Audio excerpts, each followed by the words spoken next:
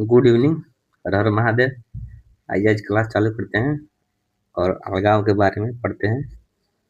अलगाव होता क्या है और अलगाव के बारे में हम लोग क्या क्या इस बुक से जान सकते हैं। ठीक है, तो आइए हम लोग देखते हैं अलगाव के बारे में।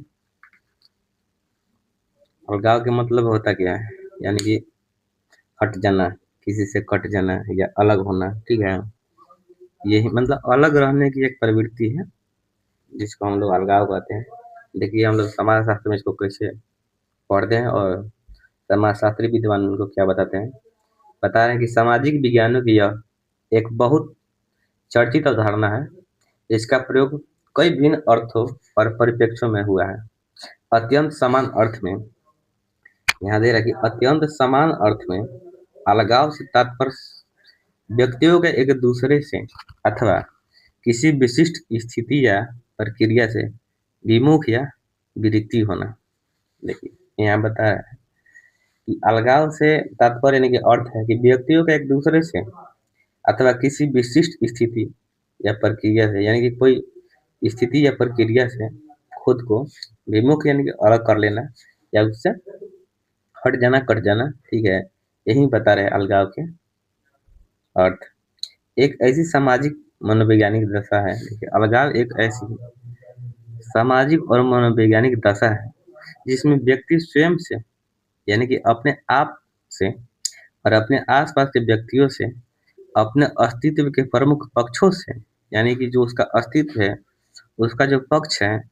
हमारे अस्तित्व में दो पक्ष होते हैं, एक नकारात्मक एक सकारात्मक। वही बता रहा है कि अस्तित्व के प्रमुख पक्षों से यहाँ तक कि संपूर्ण मानव जाति से अपने आप को काटा हुआ अनुभव करता है, यानी कि अपने आप को अलग अनुभव करता है कि मतलब हमको अलग कर दिया गया है या छाड़ दिया गया है या उसको निष्कासित कर दिया गया है।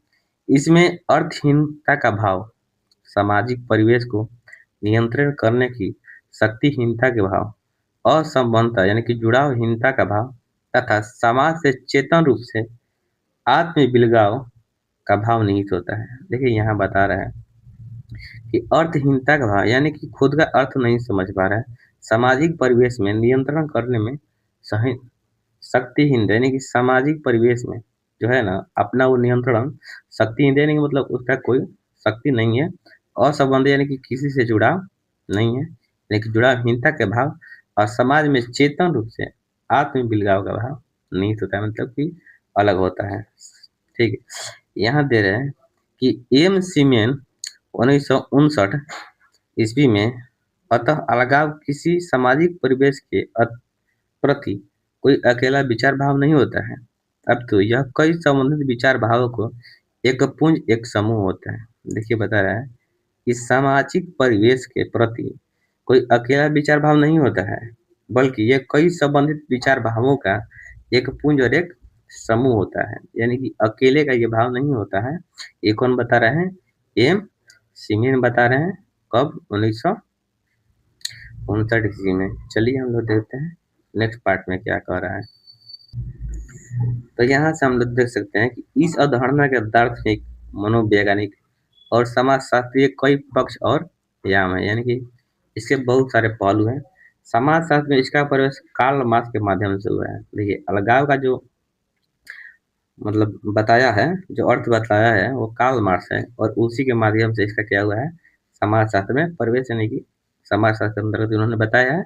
और यह मार्क्स के लेखनों और विचारों के एक केंद्रित अवधारणा है। क्या है ये? मार्क्स जो है वो अपने लिखते हैं और जो विचार देते हैं उसका ये जो क्या है, मेन यानी कि केंद्र यानी कि बीच वाला अवधारणा है। ठीक है, यानी कि प्रमुख है। बाद में इसे मार्क्सवादी समाजशास्त्र के साथ भी जोड़ दिया गया है, यानी कि मार्क्स जो कार्ल मार्क्स को मानने वाले हैं तो उनको मार्क्सवादी समाजशास्त्र कहा जाता है। उन्होंने भी इसको क्या कर दिया है, साथ में जोड़ दिया है। और मार्क्सवादी शब्दावली में अलगाव एक ऐसी वस्तुनिष्ठ प्रमाण योग्य स्थिति है जो पूंजीवादी उत्पादन के विशिष्ट सामाजिक संबंधों में अंतर्निहित होती है। यानी कहने का मतलब है कि अलगाव एक ऐसी वस्तुनिष्ठ प्रमाण हो गया है, मतलब ऐसी स्थिति है कि जो पूंजीवादी उत्पादन के विशिष्ट सामाजिक संबंधों में अंतर्निहित यानी कि शामिल है। इस अवधारणा के अलगाव का सर्वप्रथम प्रयोग प्रसिद्ध दार्शनिक हीगल की कृतियों में देखने को मिलता है। सबसे पहले कौन कहा था? हीगल। यानी कि कार्ल मार्क्स से भी पहले अलगाव शब्द का सर्वप्रथम एगो दार्शनिक थे, प्रसिद्ध दार्शनिक, उन्होंने बताया था और उनके कृतियों में देखने को मिला है। हीगल ने अलगाव शब्द का प्रयोग मानव की चेतना की उस खाई को इंगित करने के लिए किया गया है जो यथार्थ और आदर्श विश्व के बीच में होता है। यानी कि जो यथार्थ को मानता है और आदर्श को मानता है, वो दोनों के बीच में है। ये कौन बता रहा है? हीगल जी बता रहे हैं। अलगाव शब्द का प्रयोग मानव चेतना के अंतर्गत उस खाई के बारे में बता रहे हैं कि उस खाड़ी के बारे में ये बता रहे हैं कि यथार्थ विश्व और आदर्श विश्व के बीच की कड़ी है। हीगल ने ही मार्क्स को हीगल ने ही मार्क्स मार्क्स को क्या है और क्या होना चाहिए वो कौंतवादी द्वैतवाद से उबारने के लिए यह दार्शनिक साधन उपलब्ध कराया था। यानी कि कहने का मतलब है जो कौंतवादी द्वैतवाद है उससे उबरने के लिए जो दार्शनिक हीगल है वही कार्ल मार्क्स को ये बता रहे हैं अलगाव के बारे में कि क्या है और क्या होना चाहिए। इसके बारे में इन्होंने ही क्या किया था? साधन उपलब्ध कराया था, यानी कि बताया था। कौन बताया था? हीगल ने कार्ल मार्क्स को। चलिए हम लोग देखते हैं नेक्स्ट। चलिए यहाँ से हम लोग देखते हैं कि अलगाव की इस प्रकार की दर्शन शास्त्री और उद्देश्यमुखी धारणा ही मार्क्स के लेखनों में छाई रही है। यानी कि मार्क्स के जो लेखन है तो उसमें दर्शन शास्त्री और उद्देश्यमुखी जो धारणा मार्क्स जो लिखते हैं अलगाव की, तो इनको लेखनों में यानी कि जो लिखते हैं उसमें देखने को मिलती है, यानी कि छाई रहती है। किंतु समाज शास्त्रीय दृष्टि से अलगाव संबंधी उनके जो विचार हैं अधिक महत्वपूर्ण ही रहे हैं। ठीक है, कि अलगाव का कारण क्या है? सामाजिक संरचना है। इसी के कारण विमुखता होता है, अलगाव होता है कि स्थिति क्या होता है? उत्पन्न होता है। सामाजिक संरचना है व्यक्तियों का शोषण उत्पीड़न कर दिए। सामाजिक जो संरचना है वही क्या करता है? व्यक्तियों का शोषण और उत्पीड़न करती है और उन्हें वास्तविक मानवता के अधिकारों से वंचित करती है। यानी कि जो व्यक्ति इंसान जो शोषण कर रहा है, पशु पर कर रहा है, मनुष्य पर कर रहा है, नारी पर कर रहा है, बच्चे पर कर रहा है, वृद्ध पर कर रहा है, तो ये एक समाज की संरचना है जो एक दूसरे पर कर रहे हैं और उनकी जो वास्तविक मानवता है उसको क्या कर रहे हैं? हनन कर रहे हैं, उससे उनको रोक रहे हैं।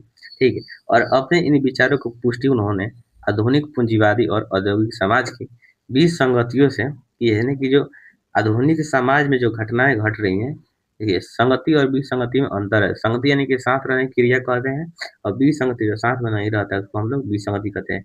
तो आधुनिक पूंजीवाद में जो लोगों को छांट रहा है और औद्योगिक समाज में जो लोगों को अलग कर रहा है, तो उसी के बारे में इन्होंने अपने विचार पुष्टि किया है। और पूंजीवादी व्यवस्था में कामकाज की ऐसी सामाजिक दशा होती है जिसमें कामगार को अपने कार्य से अपने द्वारा उत्पादित वस्तु से विलग होना पड़ता है। विलग यानी कि अलग होना पड़ता है, जिसके कारण ना तो कामगार को अपने कार्य में आत्मतुष्टि मिलती है और ना उसे अपने श्रम का पूरा मुआवजा मिलता है। यानी कहने का मतलब है कि जो व्यक्ति काम कर रहा है, जिस वस्तु का वो उत्पादन कर रहा है, ठीक है, या आविष्कार कर रहा है, तो उसमें उसका क्या होता है? आत्मतुष्टि, यानी कि उसका जो मन जो है नहीं लग रहा है, ठीक है, और उसका जो श्रम है यानी कि जो उसका मजदूरी है वो भी भरपूर नहीं मिल रहा है।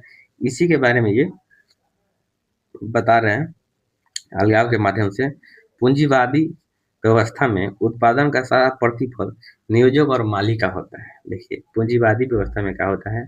आप जितना हो सामान बना लीजिए, तो उसका जो फल मिलता है मालिक को मिलता है। ठीक, जैसे मान लीजिए एक टीवी कंपनी हो गया, ठीक है, उसका मान लीजिए डिस्प्ले कोई और बनाता है, रिमोट कोई और बनाता है, बटन कोई और बनाता है, ठीक है, तार का वायर कोई और जोड़ता है, लेकिन उस कंपनी के जो मालिक है या जो कंपनी का नाम है उसका नाम आता है। सबका नाम नहीं आता है कि रिमोट फलाना ने बनाया या तार को इन्होंने सेट किया या डिस्प्ले को इन्होंने सेट किया, नहीं होता है। तो ये किसको मिलता है? प्रतिफल, यानी कि उसका जो फल मिलता है मिल जाता है किसको? मालिक को मिल जाता है। ठीक है, जो दूसरे मजदूरों तथा उत्पादित अधिशेषों को हड़प जाता है। यानी कि मतलब मजदूरों का जो अधिशेष है उसको क्या करता है? हड़प देता है। परिणाम तो अलगावग्रस्त मजदूरी का जन्म होता है। ठीक है, तो इस तरह से बोल रहा है कि अलगावग्रस्त मजदूरी का जन्म होता है। कामगार मजदूर यानी कि अपने कार्य से विमुख हो जाता है, उसे अपने काम में वह रुचि नहीं रहती जो होनी चाहिए। जैसे कि मान लीजिए हम कोई किताब के बारे में चर्चा कर रहे हैं, कोई किताब होता है, तो उस किताब में जो राइटिंग होता है किसी और को होता है, ठीक है, प्रकाशक कोई और होता है, लेकिन लेखक कोई और हो जाता है। तो इस तरीका से हम लोग देख लेते हैं कि लिखने वाला कोई और होता है, लेकिन लेखक उसका कोई और होता है, तो लेखक को सारा प्रतिफल मिल जाता है। तो इस तरह से लिखने वाला को जो है रुचि उसमें नहीं रहती है, क्योंकि मेरा नाम नहीं है, इसलिए कभी-कभी आप लोग देखते होंगे कि नाम जब रहता है, तो लगता है कि नहीं मेरा नाम इसमें कहीं न कहीं छपा है, ठीक है? तो उस तरीक़ा से हम लोग समाज में इसको जोड़ के देख सकते हैं कि हमारे काम के बदले हमको वो चीज़ नहीं मिलता है, ठीक है? वो किसको मिल जाता है? जो उसका मालिक है, नियोजक है, ठीक है? तो इस तरह से होता है। अपने काम में वो रुचि नहीं रहती है, जो होनी चाहिए। तो फिर आप वही काम कीजिएगा, तो आपका रुचि नहीं रहेगा, मन नहीं रहेगा कि हम फिर से वो काम करें जिसमें मेरा नाम ही ना हो। तो वही बोल रहा है, कामगार जो वस्तुएँ बनाता है या उत्पादित करता है, उनके उत्पादन का निर्णय प्रक्रिया में उसकी कोई भूमिका नहीं होती है। यानी कि जो मज़दूर बनाता है, तो उसके निर्माण प्रक्रिया में नियोजक का कोई काम नहीं होता है, कोई भूमिका नहीं होता है। क्या बनाना है, कैसे बनाना है, कितने समय में बनाना है, आदि सभी बातों का निर्णय कारखाने का मालिक करता है, ठीक है? यानी कि क्या बनाना है, कैसे बनाना है, कितने समय में बनाना है, ये बात थोप के चल जाता है कौन? कारखाने का मालिक। चलिए और देखते हैं हम लोग नेक्स्ट पार्ट में क्या कर रहा है। ये सारी स्थिति कामगार में यानी कि मज़दूर में अपने प्रति और अपने द्वारा उत्पादित वस्तुओं के प्रति अरुचि, विरक्ति का भाव उत्पन्न कर देती है, ठीक है? अब कोई अन्य व्यक्ति है, देखिए यहाँ उत्पन्न कर देती है और कामगार यानी कि मज़दूर सोचता है कि वह स्वयं अपने भाग का निर्माता नहीं है, अपितु इसके बनाने वाला अब कोई अन्य व्यक्ति है। यानी कि देखिए, जो सामान वो खुद बना रहा है, उसका नाम नहीं हो रहा है, तो वो सोचता है कि ये जो हमने बनाया है, कामगार सोचता है कि वह स्वयं अपने भाग का निर्माता नहीं है, यानी कि जो बनाया है, उसका वो निर्माता नहीं है, इसका बनाने वाला कोई और व्यक्ति है। भूमिका विशेषीकरण तथा सत्ता, शक्ति एवं पुरस्कार का असमान वितरण औद्योगिक उत्पादन की ऐसी विशेषताएँ हैं, जो कामगार यानी कि मज़दूर को उसकी प्रकृति प्रदत्त नैसर्गिक रचनात्मक प्रवृत्तियों का पूरा-पूरा उपयोग करने में बाधा उत्पन्न करती हैं। यानी कि बनाने के बाद जो इनाम मिलता है, वो मज़दूर को नहीं मिलता है, उसको मिल जाता है जो उसको क्या करता है, प्रोड्यूस करता है, जो मालिक है। तो इस तरह से जो इसकी प्राकृतिक जो अपना प्रवृत्ति होता है, उसका क्या कर देता है, ये मतलब उपयोग करने में बाधा होती है। यानी कहने का मतलब वो अपना पक्ष नहीं दिखा पाता है। अंततः इस इससे रचनात्मक का अंत हो जाता है और रचनाकर्मी को अपने द्वारा रचित यानी कि उत्पादित वस्तु से क्या होता है, विलग कर दिया जाता है, यानी कि उसको अलग कर दिया जाता है। ठीक है, आइए नेक्स्ट पार्ट देखते हैं। मार्क्स मार्क्स ने अलगावग्रस्त कामगार यानी कि मजदूर की 4 विशेषता बताई हैं। कौन-कौन? पहला नंबर, एक पशु की अपेक्षा एक मानव प्राणी के रूप में कामगार को अपनी जाति सत्व से अलगाव, आपस में अपने सहकर्मी कामगारों से अलगाव। इसी कारण पूंजीवादी व्यवस्था है जो श्रम को अन्य पदार्थ यानी कि कमोडिटी के रूप में बदल देती है, जिसका मूल भाव बाजार में होता है। यह स्थिति कामगार यानी कि मजदूरों की आपसी सामाजिक संबंधों को क्या करती है, समाप्त कर देती है। देखिए, पशु की अपेक्षा एक मानव के जो रूप में काम कर रहा है, उसका एक जाति सत्व होता है, यानी कि मतलब वो सोचता है कि मतलब पशु की भांति हम क्या कर रहे हैं, कार्य कर रहे हैं। तो उससे उसका अलगाव होता है कि हमको ऐसा कार्य नहीं करना चाहिए। आपस में अपने सहकर्मी कामगारों से अलगाव, यानी कि जो उसके साथ में कार्य कर रहा है, तो कोई ऐसा है कि कोई कार्य 6 घंटा कर रहा है, कोई 8 घंटा कर रहा है, कोई 12 घंटा कर रहा है, कोई चौबीसों घंटा कर रहा है, ठीक है? कोई 20 घंटा कर रहा है। तो कहने का तात्पर्य ये है कि अगर मान लीजिए समान वेतन मिलता है और समान कारखाना है, कंपनी है, और वहाँ पर उस तरीक़ा से कार्य हो रहा है कि सबको अलग-अलग दृष्टि से, अलग-अलग नज़रिए से देखा जाता है, तो अपने जो सहकर्मी है उससे भी इसका अलगाव हो जाता है, ठीक है? या कोई चीज़ को लेकर के मतभेद हो जाए, उससे भी इनका जो है क्या हो जाता है, अलगाव हो जाता है। ये तो हट ही नहीं रहा है, झूठो-मूठो लिख दिए हैं। चलिए, तो यहाँ हम लोग देख लिए, मूल भाग के बाज़ार में स्थित कामगारों की आपसी संबंधों को समाप्त कर देती है, ठीक है? तीसरा नंबर देखते हैं कि उत्पादित वस्तु से कामगार कामगार यानी कि मज़दूर का अलगाव, क्योंकि कामगार का उस पर कोई नियंत्रण नहीं रह जाता है। यानी कि मज़दूर का उस उत्पादित वस्तु पर कोई नियंत्रण नहीं रह जाता है, तो इससे भी अलगाव हो जाता है। चौथा नंबर बता रहा है, एक कामगार यानी कि मज़दूर को अपने उत्पादन के कार्य से अलगाव, यानी कि वो जो कार्य कर रहा है, उससे भी उसका क्या होता है, अलगाव हो जाता है। और मज़दूर यानी कि कामगार के लिए उत्पादन कार्य एक अर्थहीन क्रिया बन जाता है। इस कार्य से उसे बहुत कम और कोई संतुष्टि नहीं मिलती है। देखिए, अर्थहीन क्रिया क्यों बन जाता है? क्योंकि उससे उसको कोई लाभ नहीं मिलता है, उसका संतुष्टि नहीं होता है। तो इस तरह से बोल रहा है कि उत्पादन का जो कार्य है एक अर्थहीन, यानी कि बिना अर्थ के, यानी बिना कोई संतुष्टि के कर रहा है। और कोई काम अगर हम लोग खुशी से करते हैं, यानी कि संतुष्ट होकर करते हैं, तो काम करने में मन लगता है और इच्छा जागती है कि हम और इसे बेटर करें, ठीक है? लेकिन यहाँ जब अर्थ ही नहीं निकलता है किसी काम को करने में, तो उसको हम क्या करते हैं, उससे हमारा क्या हो जाता है, अलगाव हो जाता है। एरिक फ्रॉम ने इस संदर्भ में लिखा है कि अलगाव की स्थिति में व्यक्ति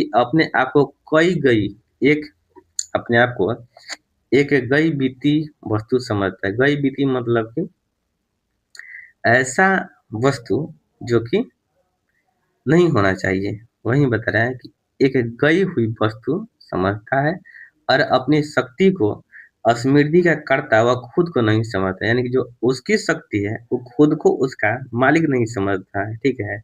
कर्ता-धर्ता खुद को नहीं समझता है।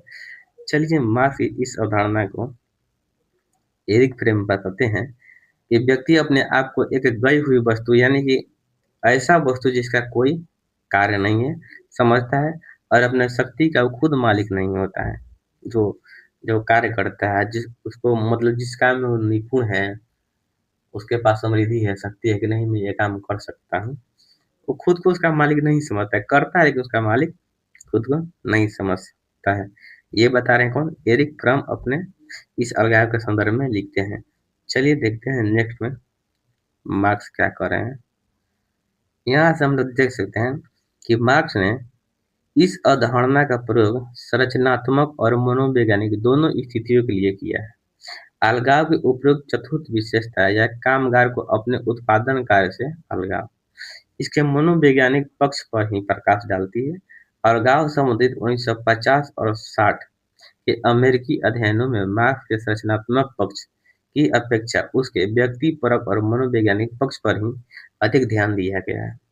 यानी कि बता रहा है कि जो चौथी अवस्था है, विशेषता है अलगाव की, यानी कि कार्य अपने उत्पादन कार्य से अलगाव, मजदूर को अपने उत्पादन कार्य से लगाव, यानी कि जिसमें उसकी संतुष्टि नहीं है, उससे अलगाव।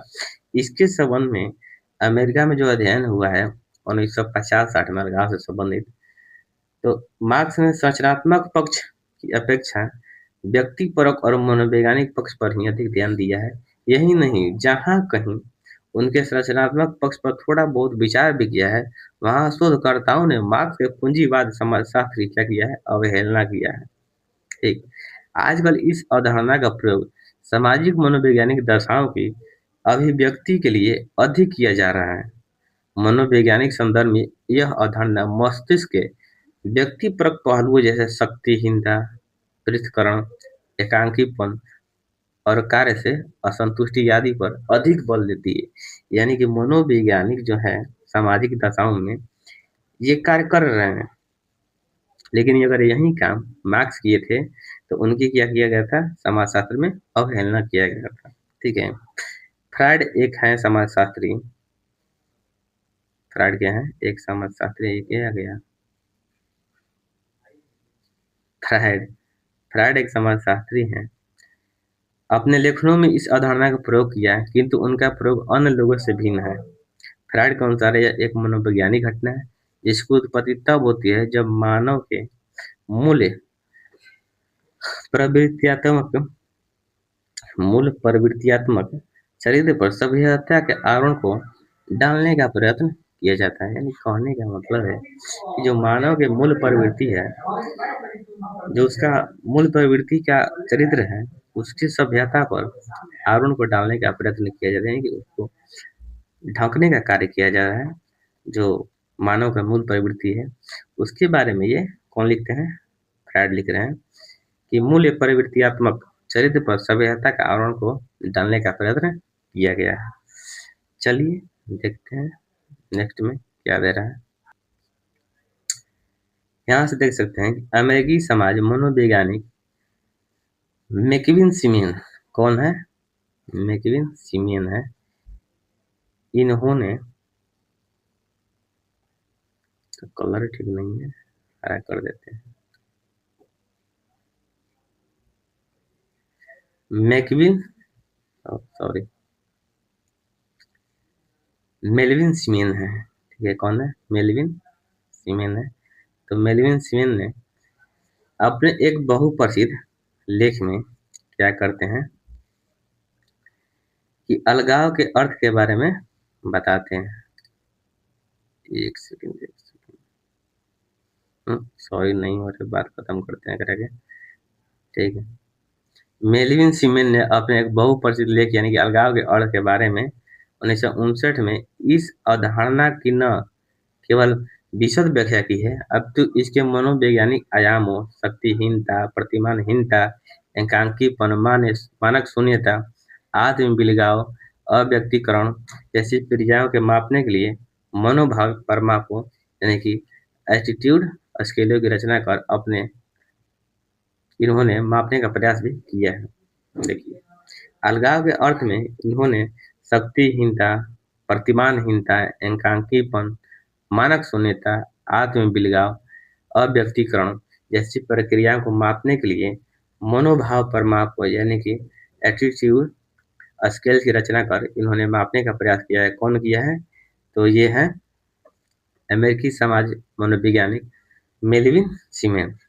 ठीक है, अब देखिए नेक्स्ट में क्या करें कि अवधारणा का प्रयोग मुख्यतः प्रजातिक पूर्वाग्रह, मानसिक बीमारी, वर्ग चेतना, औद्योगिक तनाव, राजनीतिक उदासीनता, अतिवादिता, उग्रवादिता और आतंकवाद जैसी अनेक समस्याओं की व्याख्या में भी इन्होंने क्या किया है? इसका उल्लेख किया है। और सीमेन के अनुसार अलगाव परायपन एक आयाम शक्तिहीनता है। देखिए, अलगाव का मतलब क्या है? ये परायपन के बारे में बता रहे हैं कौन? सीमेन, कि एक आयाम शक्तिहीनता है जो व्यक्ति की इस भावना को प्रकट करता है कि वे सामाजिक परिवेश को प्रभावित नहीं कर सकते हैं।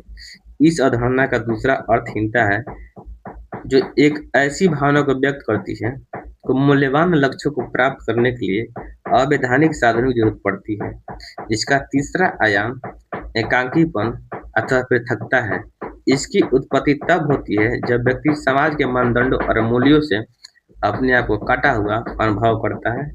आत्म-बिलगाव एक ऐसी स्थिति है जब व्यक्ति अपने आप को इस प्रकार के कार्यकलापों के लिए असमर्थ अनुभव करता है, जो मनोवैज्ञानिक दृष्टि से इसके लिए क्या है? लाभदायक है। यहाँ समझ लेते हैं, आजकल समाजशास्त्र की इस अवधारणा का प्रयोग बहुत कम हो गया है।